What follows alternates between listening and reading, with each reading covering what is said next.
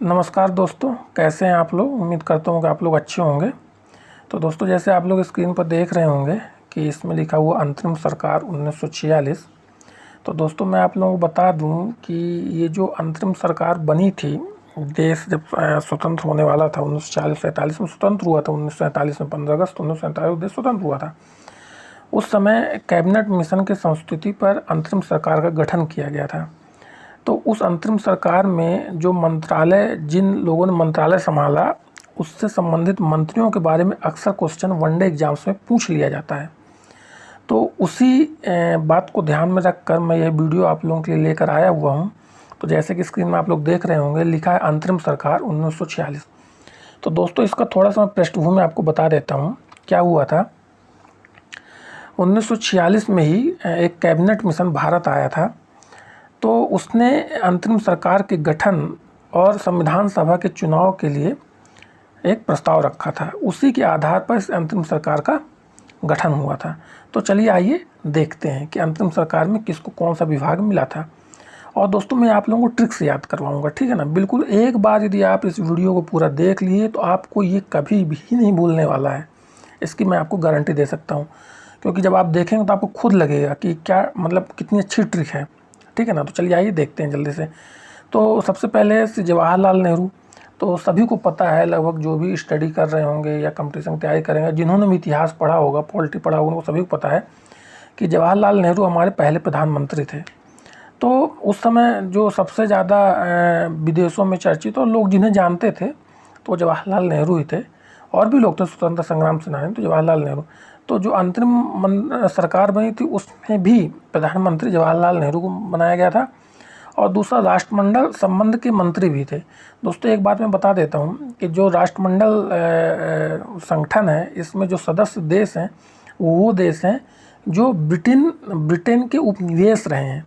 तो राष्ट्रमंडल में भारत का सदस्य बनना, इसमें सबसे ज़्यादा जो महत्वपूर्ण भूमिका निभाई वो थे जवाहरलाल नेहरू।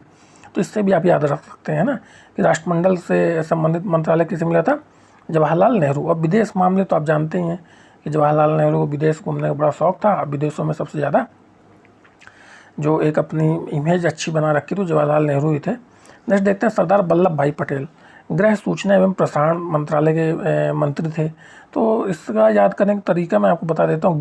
ग्रहों में क्या होता है, जो घर होते हैं उसमें क्या होता है, वल्लभ है ना। नहीं कहते कि गृहिणी मालकिन होती है ना, तो कहते हैं ना बेलन उलन, आटा खाना पीना जो भी रहता है बनाने का है ना, बेलन। तो वल्लभ से बेलन और ग्रह माने गृहिणी, ठीक है ना। तो इससे आप रख सकते हैं सरदार वल्लभ भाई पटेल गृह थे और सूचना एवं प्रसारण मंत्रालय। और बिना गृहिणी को सूचना दिए कोई भी बाहर नहीं जा सकता है। तो ये भी एक याद करने का तरीका है। नेक्स्ट देखते हैं, जॉन मथाई उद्योग एवं आपूर्ति मंत्रालय थे। तो तो देखिए, उद्योगों से जो प्रोडक्शन होता है उसकी आपूर्ति करने के लिए जो कंपनियां होती पूरी जान लगा देती हैं, है ना, तभी तो उनको मुनाफा होता है। तो इससे आप याद सकते हैं, उद्योग एवं आपूर्ति के लिए पूरी जान लगानी पड़ती है, ठीक है ना। तो जॉन मथाई, ठीक है ना, इससे भी आप याद कर सकते हैं। नेक्स्ट देखते हैं, जगजीवन राम जो थे कामगार मंत्रालय के मंत्री थे। तो आदमी क्या है, जीवन भर काम करता है, पूरा जग जो है ये वो पूरा जीवन काम करता है ना। तो जगजीवन राम कामगार मंत्रालय, इससे आप याद रख लीजिएगा। नेक्स्ट देखते हैं, सरदार बलदेव सिंह रक्षा मंत्रालय। तो इसके नाम से ही है बलदेव, तो जिसके पास बल होगा उसी को रक्षा के लिए तैनात किया जाएगा ना। तो बलदेव सिंह रक्षा मंत्रालय। नेक्स्ट देखते हैं, CH भाभा। तो कई बार आप लोगों ने देखा होगा कि जो स्लाइडिंग होती है ना, जो बड़े बड़े पहाड़ होते हैं वहाँ पर जो बर्फ़ स्लाइडिंग भी होती है, और कई सारे ऐसी बिल्डिंग होते नहीं, कहते भरभरा की बिल्डिंग गिर गई, भरभरा एक शब्द है, तो उससे इसको आप याद कर सकते हैं, भाभा भरभरा। तो जो खनन होता है ना, कोयला की खनन या कोई भी खान होती है, उनको जब खुदाई की जाती है तो अचानक से भरभरा के गिरने लगता है। तो कई बार आप सुनते हो ना कि कई घटनाएं घट जाती हैं और लोग जो उसमें काम करने वाले मजदूर होते हैं दब जाते हैं। तो भाभा, तो खनन कार्य में जो भरभरा के गिरता है तो उसे क्या कहते हैं, भाभा। कार्य और खनन शक्ति मंत्रालय, इससे आप याद कर लीजिएगा। नेक्स्ट देखते हैं, लियाकत अली खान वित्त से संबंधित है। तो लिया, जब लिया ही लिया, दिया कुछ नहीं, सिर्फ ले ही रहे हैं, लिया लिया लिया, तो क्या होगा, वित्त की खान हो जाएगी। तो लियाकत अली खान वित्त से संबंधित है ना, क्या होगा, वित्त की खान हमारे पास इकट्ठा हो गई लेते लेते, तो लियाकत अली खान वित्त। फिर नेक्स्ट है अब्दुल रब निस्तारी, तो मैं बिल्कुल इसका नहीं बताऊंगा, ये कोई इंपॉर्टेंट भी नहीं है, आप देख लीजिएगा इसकी ट्रिक, मैंने इसकी कोई ट्रिक नहीं बनाई है। नेक्स्ट देखते हैं आसफ अली, रेलवे एवं परिवहन मंत्रालय। तो दोस्तों इस समय आप लोग देख रहे होंगे कि पहले रेलवे में उतनी साफ़ सफाई नहीं रहती थी ना, आसफ रहती थी, सफाई रहती थी। अब इस समय बहुत ज़्यादा रेलवे में सफाई है ना, नई नई रेलें चल गई हैं, वंदे भारत, उसमें साफ़ सफाई कितनी ज़्यादा रहती है, तो आसफ साफ़ सफाई रेलवे एवं परिवहन, ठीक है ना, इससे आप याद रख लीजिएगा। फिर नेक्स्ट देखते हैं सी राजगोपालाचारी शिक्षा एवं कला। इसमें दो प्रकार से याद रख सकते हैं। पहली बात तो इसमें राज आ रहा है, सी राजा राजगोपालाचारी है ना, तो राजा, तो जो राजा लोग रहते थे तो उन्हें जब उनकी शिक्षा पूरी हो जाती थी और कई कलाओं में निपुण रहते तभी तो उनको राजा बनाया जाता था, ठीक है ना। और दूसरा इसमें गोपाल है, उससे भी आप याद रखते हैं कि जो गोपाल भगवान कृष्ण को कहते हैं, तो वो क्या थे, सभी कलाएं उनको आती थीं और शिक्षा में परिपूर्ण थे, तो शिक्षा एवं कला से राजगोपालाचारी। फिर नहीं कहते आई चुंद्रीकर वाणिज्य, तो चुंद्रीकर नहीं कहते, चुंगी नहीं कहते, चुंगी लगती है वहाँ पर, चुंगी लगती है, तो वाणिज्य, कॉमर्शियल जो वाहन होते हैं उनको चुंगी लगती है, तो चुंद्रीकर वाणिज्य। फिर आता गजनफर अली खां स्वास्थ्य, गजनी, तो गजनी का स्वास्थ्य बिगड़ गया था ना उसको, है ना, शॉर्ट टर्म मेमोरी लॉस की प्रॉब्लम थी। गजनी मूवी यदि आपने देखी तो उससे भी आप बता सकते हैं, गजनी स्वास्थ्य उसका खराब था। दूसरा गजनी हाथी को भी कहते हैं, तो हाथी कभी देखते हैं कि अस्वस्थ रहा हो, तो स्वास्थ्य स्वस्थ ही तो रहता है, इससे भी आप याद रख सकते हैं। नेक्स्ट देखते हैं जोगिंदर नाथ मंडल। अब इस नाम से ही है कि नाथ, मंडल नहीं कहते, मंडल पूरा ब्रह्मांड को कह लीजिए, पूरे मंडल को कह लीजिए, तो नाथ, पूरे मंडल के लिए नाथ ही तो हैं जो विधि बनाते हैं। नाथ माने भगवान कहते हैं भोलेनाथ, तो नाथ ही तो विधि बनाते हैं पूरे संपूर्ण मंडल के लिए, तो जोगिंदर नाथ मंडल विधि के विभाग के मंत्री थे। तो दोस्तों ये जो अंतरिम सरकार 1946 में बनी थी, उससे एक देखिए कितने ट्रिक्स से कितनी अच्छी, आप उसके बाद रिवाइज़ करेंगे ना आपको कभी नहीं भूलेगा। तो दोस्तों यदि वीडियो आपको मेरी पसंद आई हुई है, ट्रिक यदि जो मैंने बताया यदि आपको लगा हो कि हमारी ट्रिक बहुत अच्छी थी, तो प्लीज़ हमारे वीडियो को लाइक और सब्सक्राइब जरूर करिएगा। चलिए आगे नेक्स्ट देखते हैं, थोड़ा सा इसमें और मैंने बता रखा है, इंपॉर्टेंट है, इससे यहाँ से क्वेश्चन आते हैं अक्सर। चलिए देखते हैं, इसकी भी मैं ट्रिक आपको बता रहा हूँ।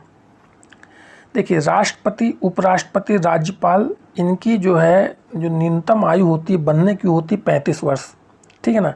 अब 35 वर्ष अधिकतम है, मतलब आप देखिएगा इसमें जितनी भी एज दी हुई है ना, तो इसमें 18 वर्ष से स्टार्ट होकर 35 वर्ष तक है।